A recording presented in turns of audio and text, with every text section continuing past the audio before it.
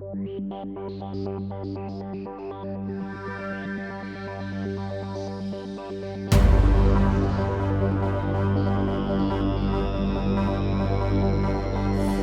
경희 피레타니원의 강지춘 원장입니다. 날씨가 갑자기 더 추워지네요. 자, 이럴수록 몸을 더 따뜻하게 하셔야 됩니다. 몸이 자꾸 추워질 때 뭐 다양한 질병이 발생하는데요. 자, 오늘은 미란성 위염에 대해서 좀 설명을 드리겠습니다. 위염이 발생하는 요인들은 너무나 많죠. 우리가 약물, 술, 스트레스, 바이러스성 감염, 방사선 여러 가지 종류는 많습니다. 근데 정확하게 원인이 알려진 거는 치료가 쉬워요. 그 원인을 제거하면 되니까. 근데 우리가 일상생활을 하면서 정상적인 밥을 먹고 잠을 자고 활동을 하고 있는데도 위염이 발생한단 말이죠. 막 속이 쓰리고 아리고 더부룩하고 위반부의 불쾌감이라든지 간혹 복통이라든지 설사 이런 게 막 나타나잖아요. 그럴 경우에 그 원인이 뭐냐라는 이야기입니다. 저의 세포열에너지 대사적인 관점, 인체 물리학적인 관점에 있어서는 저는 심부 온도의 저하로 이렇게 보고 있습니다. 그러니까 평소에 어떤 다양한 요인들에 의해서 이 몸속 온도가 낮아졌다라는 이야기예요. 자, 몸속 온도가 낮아지면 모공이 닫히면서 열이 어느 한쪽으로 쏠리게 되고 그 쏠린 부위에 피부 온도가 올라가거든요. 바로 그게 위벽의 피부 온도가 올라가는 게 위염이고요. 위염 중에서도 전체적으로 위벽이 궤양 이전의 단계, 염증보다도 좀 더 심한 미란성의 어떤 단계를 이제 미란성 위염이다 이렇게 이야기를 하는 거죠. 미란은 이로전이라고 영어로도 하는데 위벽의 표면이 막 문드러졌다라는 표현이 맞을 겁니다. 소화성 궤양보다는 좀 약하고 일반적인 위염보다는 좀 심한 단계 이렇게 보시면 되겠습니다. 미란성 위염의 대표적인 증상들이 있죠. 우리가 여러 가지 오심, 구토, 또 심하부의 불쾌감, 위산 분비가 증가하게 되고요. 소화불량, 식욕부진, 속쓰림, 침물, 신터림 이런 것들이 나타날 수 있고 심한 경우는 이제 출혈, 흑색변, 또 궤양. 여기서도 지금 중요한 게 내시경 소견상 위벽이 두터워지거나 또 백색 반이 생길 수 있다라는 이야기입니다. 이 백색 반이 생긴다는 소리는 피부병에 있어서의 백반증하고 비슷한데 열이 어느 한쪽으로 쏠렸을 때 서양의학에 있어서는 멜라닌 세포의 형성 장애로 백반증이 생긴다고 그러는데 염증 이후에 저색소성 질환이 생길 수 있습니다. 그때도 백색 반이 생기거든요.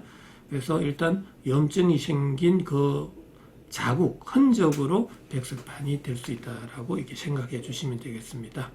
자, 그런데 제가 이 영상 촬영을 해보잖아요. 그러면 대부분의 위염 환자들은 우리가 상체 쪽으로 열이 이렇게 쏠려 있는 경우도 많습니다. 이 열이 균등하게 분포가 돼줘야 되는데 그렇지 못한 경우가 굉장히 많다라는 걸 알 수가 있습니다. 자, 일단 이 위염이 그러면 왜 발생했느냐, 단순한 정확한 술, 스트레스, 약물 이런 경우가 아니고 일반적으로 원인이 알려지지 않은 위염의 발생은 어떻게 된 것이냐라는 이야기인데 실은 저 같은 경우는 위염은 하나의 세포의 손상이고 세포의 손상으로 인해서 미토콘드리아에서의 열 에너지 발생량이 줄어들게 됐다. 바로 그때 뇌를 포함한 오장육부의 온도가 내려가고 체온을 유지하기 위해서 손발끝에서 모공을 닫게 된다라는 이야기예요.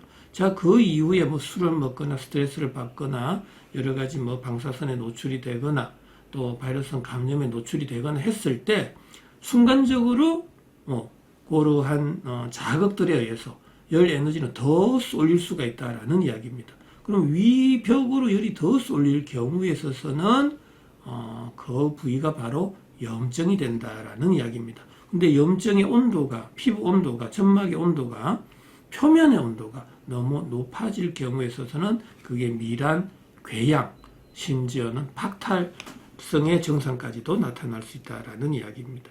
그래서 뭐 일반적으로 이 위염을 근본적으로 우리는 치료해줘야 되는데 이럴 경우에 있어서는 직접적인 원인은 제거 뭐 하면 되겠지만 우리가 원인이 밝혀지지 않는 그 위염 같은 경우는 낮아져 있는 몸속 온도를 올려라.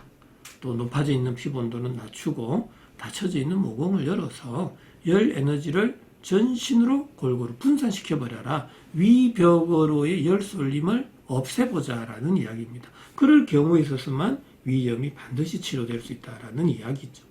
자, 이러한 신부온도 올리고 피부온도 낮추고 모공을 열어주는 방법으로는 우리가 한방에 약물요법, 생활요법, 식이요법, 운동요법이 있습니다.